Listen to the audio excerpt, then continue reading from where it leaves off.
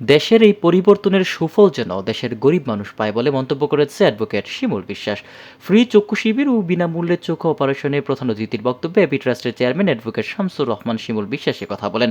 পাবনায় আহেদ আলী বিশ্বাস collegiate school Kutipara মাঠ প্রাঙ্গণে কুয়েত সোসাইটি ফর রিলিফ এর সহযোগিতায় ও আলহাজ আহেদ আলী বিশ্বাস মানব কল্যাণ ট্রাস্টের উদ্যোগে 18 ডিসেম্বর সকাল 9টা থেকে শুরু হয় ফ্রি চক্ষু শিবির ও বিনামূল্যে চক্ষু অপারেশন।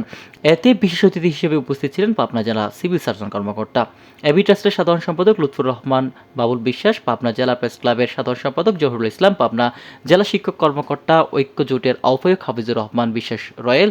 এছাড়াও পাবনা জেলা বিএনপি, যুবদল, স্বেচ্ছাসেবক দল, ছাত্রদল, মহিলা দল সহ স্থানীয় গণ্যমান্য ব্যক্তিরা এই সময় উপস্থিত ছিলেন। আমাদের প্রধান চাহিদা যে আমাদের বাড়িতে থাকা ছেলেরা, মেয়েরা, মায়েরা যদি আয় রোজগারের একটা সুযোগ পেত, তাহলে তারা নিজেরা স্বাবলম্বী হতে পারত, সংসারের অভাব চাহিদা পূরণ করতে পারত, চিকিৎসা, শিক্ষা, অন্যান্য প্রয়োজনীয় ব্যয় তারা নির্বাহ করতে পারত।